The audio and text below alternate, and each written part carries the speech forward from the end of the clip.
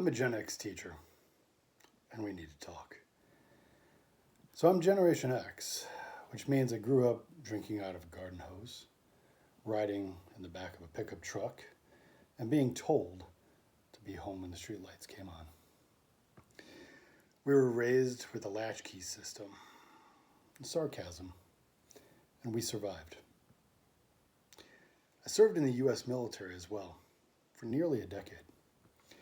I've written 25 novels, and in the past 20 years or so, I've been teaching high school, both public and charter, as well as private. I've taught mathematics, psychology, and science.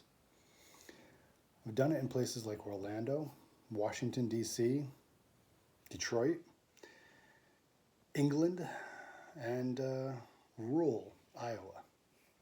So when I say I've seen education from just about every angle possible, it's true. And here's what I know. The loudest people arguing about education usually aren't in the classroom. Teachers are. Every day, none of us are sitting around plotting the moral collapse of civilization. We're trying to get a teenager to put their phone down long enough to understand fractions. We're trying to help a kid who hasn't eaten since yesterday to focus on learning. And we're trying to convince kids who think they're worthless that they're not. That's the job. That's what we do. And somehow, that job has turned into a political battlefield. When did we decide that caring about kids was partisan? When did we decide that teachers are the enemy?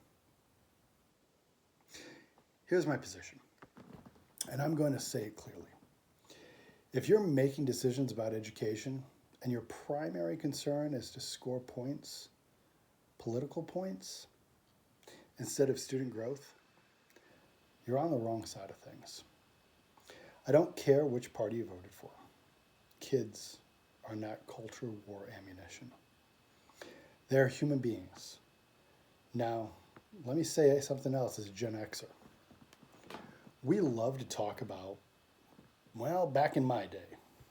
And my wife catches me on it all the time when I reminisce about what life was like back in the 80s. The truth is, back in our day, school was simpler. There was less testing, there was less surveillance, and most importantly, there was less of an outrage cycle. That said, here's the uncomfortable bit of truth as well. The part that either we don't acknowledge or some will wear on their shirt like a badge of survival. Back in our day, we were ignored, especially the kids who didn't fit in the mold. So, we can't romanticize the past without acknowledging its blind spots. And we can't fix the present by pretending the world hasn't changed. I honestly believe that technology has changed everything. The attention spans of people, both adults and students alike, has changed. Parenting changed in a lot of ways, but also fear changed. The news cycle somehow became a 24-hour anxiety machine, and our kids began to absorb it all because it was splashed across not just the living room TV, but on their phones as well. So here's the question I want to ask. Not as a teacher, not as a parent or a veteran, not as an author, just a human being. What kind of adult are we trying to build? Are we looking for compliant test takers or resilient critical thinkers? Do we want kids who can repeat talking points or kids who ask better questions? I have to tell you, in my classroom, whether it's pre-calculus, statistics, or psychology, the real goal isn't memorization. It's growth. It's critical thinking. It's teaching them how to disagree without dehumanizing. And if that sounds political to you, I'd argue that it's just moral. Over the next few videos, I want to talk about a few things. What's really happening inside American classrooms? Why teachers are so exhausted? Why students are overwhelmed? And what Gen X got right and wrong? Most importantly, how do we move forward without burning the entire thing down? There's going to be some sarcastic humor, because if you can't laugh at this point, then you're probably going to lose your mind. There are going to be a few stories.